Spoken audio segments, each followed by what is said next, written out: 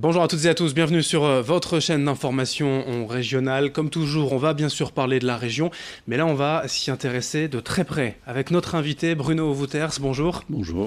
Ancien journaliste à La Voix du Nord, aujourd'hui auteur de livres, de documentaires et également. Vous venez de publier aux éditions de l'Aube Les Hauts-de-France, Le Voyage. C'est un livre de récits de voyage, pas seulement, on va en parler avec vous dans quelques instants, vraiment pour connaître, comprendre la région. Quelle était l'ambition de départ de ce livre ? L'ambition, c'est que les nordistes comprennent mieux les Picards, que les Picards connaissent mieux les nordistes, maintenant, et puis de mieux savoir ce qu'est cette nouvelle région élargie, les Hauts-de-France, parce que qui sait que Château-Thierry, c'est dans les Hauts-de-France, Senlis, Creil, etc. Donc il y a déjà le repérage géographique, mais surtout d'aller à la rencontre des habitants, de découvrir comment ils vivent, sur quelles valeurs ils s'appuient, de quoi ils rêvent. Donc c'est vraiment un voyage au sens vraiment concret du terme, avec des étapes de voyage et des parcours. Vous êtes allé directement, effectivement, sur le terrain pour vous aussi peut-être redécouvrir la région, malgré plusieurs années à La Voix du Nord. Vous connaissez bien sûr le Nord, le Pas-de-Calais. 4 étapes voilà, pour faire un tour, pour mailler le territoire. Comment vous avez choisi ces 4 étapes ? Alors, bon, j'avais quitté La Voix du Nord depuis quelques mois, depuis 6 mois, je crois. Le terrain me manquait, en fait, ça, je dois le dire. Le reportage, le terrain, d'autant que j'avais fini ma carrière plutôt dans les bureaux que sur le terrain. Quand l'éditeur m'a appelé pour imaginer un livre sur les Hauts-de-France, on voit d'abord multitude de sujets. C'est vertigineux, c'est grand.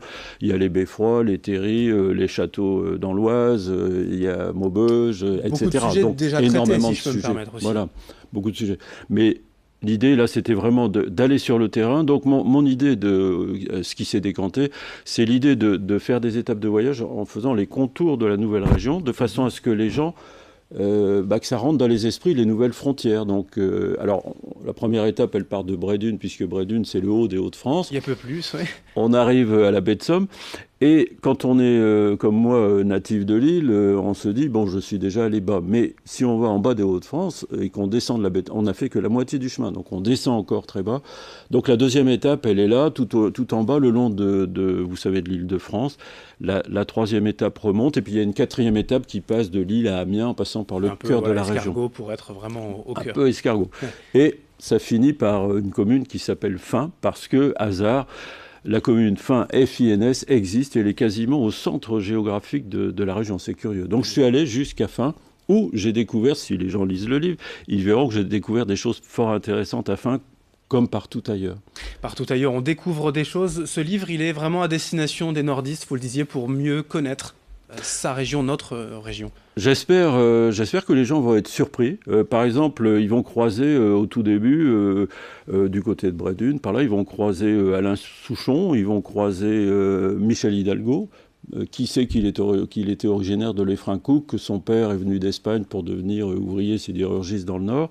Ils vont croiser Corto Maltese, qui est le héros d'une aventure qui se passe sur notre littoral. Après, ils vont croiser, ils vont découvrir comme moi des grues chinoises dans le port de Dunkerque. Ils vont découvrir les gros problèmes qui se posent à Calais. Mais ils vont découvrir aussi comment les gens de Grand Fort Philippe se donnent des surnoms, etc. Enfin, moi, chaque étape dégage des anecdotes, des impressions, des réflexions. Moi, je veux que ce soit foisonnant parce que je trouve que notre région, elle est vraiment foisonnante en réalité. C'est un récit de voyage, hein, effectivement, en 4 étapes, ponctué aussi de certains éclairages sur des thèmes bien précis que l'on connaît tous, forcément la désindustrialisation, mais aussi l'activité culturelle, économique. Vous avez aussi choisi de mettre en avant certains points. Ça, c'est très important, c'est-à-dire qu'il y a le récit, l'étape, ce que je raconte, ce que j'observe, mais chaque étape dégage ce que j'appelle des sujets de partage, c'est-à-dire à partager entre nordistes et picards, mais à partager entre nous, l'ensemble des habitants, c'est-à-dire qui, pour moi, sont des sujets qui sont emblématiques de la région. Emblématiques de son passé, par exemple le tourisme de mémoire, à quel point la Grande Guerre puis la Seconde Guerre mondiale ont marqué aussi bien le territoire du Nord que celui de la Picardie. Ça, c'est un sujet de partage. Mais aussi la maîtrise de l'eau. Quand on regarde, tout le monde parle de Seine-Nord, un grand projet qui va structurer, espérons-le, la grande région. Mais l'eau, c'est aussi l'ensemble du littoral, c'est aussi l'Aisne, la Somme, l'Oise, l'Escaut, un patrimoine unique. Donc voilà un sujet de partage. Il y a aussi la culture, vous en parliez, qui est un levier très important dans la région, mais dans l'ensemble de la région, pas seulement dans la métropole lilloise. Il y a aussi la recherche, la santé. Donc chaque étape déclenche ces sujets thématiques. Il y a donc ces récits de voyage, des photos, bien évidemment, pour se rendre compte aussi à quel point la région est belle. Des petites surprises, forcément, ici ou là, hein, des coins que l'on ne connaît pas, des coins méconnus, et forcément des rencontres. Les habitants ont une part majeure aussi. Alors, bah oui, une région, c'est d'abord ses habitants et à quoi ils s'identifient, quelles sont leurs valeurs communes. Donc, pour chaque étape, il y a des rencontres, une douzaine par étape, multiplié par 4, ça fait 48 visages de gens à qui j'ai demandé quel est votre lien à la région, quelles valeurs fondamentales pour vous doivent se développer dans cette région. Ce sont des anonymes, mais quelque part, vous ne les avez pas choisis au hasard non plus. Alors, 48 sont présents dans le livre. En fait, j'en ai rencontré beaucoup plus. J'ai fini par faire un choix, et ce choix, il est sur des citoyens résolus, engagés souvent, qui ont un vrai lien avec la région. Donc c'est un choix engagé, si je puis dire, de ma part. Par contre, après, ce qui était délicat, c'est hommes, femmes, des gens âgés, moins âgés, des gens de tous horizons. Donc il a fallu qu'il y ait vraiment une grande diversité. Mais sous cette diversité, si les gens lisent l'ensemble des portraits, j'espère qu'ils les liront, ils trouveront quand même des éléments qui rebondissent de l'un à l'autre, qui sont les mêmes. Dernière question, au travers de ce voyage, on est désormais à 2 ou 3 ans hein, après la fusion de la région. Vous avez senti que les gens des Hauts-de-France avaient intégré cette fusion, l'avaient acceptée positivement ?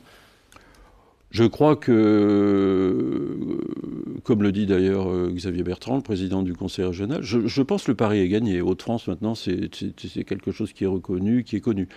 Après, il y a évidemment des nordistes qui vous disent « je me sens plus nordiste que Picard », etc. Bon, moi, ce que j'ai ressenti, c'est une forte adhésion dans le Nord-Pas-de-Calais, dans la Somme, dans l'Aisne, peut-être un petit peu moins dans l'Oise, c'est-à-dire quand on est plus bas dans la région ou qu'on est proche de la Champagne.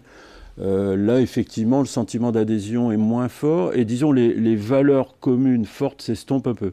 Mais sinon, Hauts-de-France, moi je pense que... Alors c'est un livre aussi, moi je veux le souligner. Vous savez, Bilout et compagnie, moi je commençais à en avoir un petit peu assez.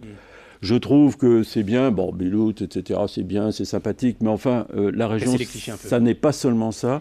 Et je pense que ce besoin de respirer plus fort, plus grand, ça correspond à l'appellation Hauts-de-France. Merci Bruno Vouters, je le rappelle, aux éditions de l'Aube, Hauts-de-France, Le Voyage, un récit passionnant sur la région. Merci d'être venu pour nous en parler.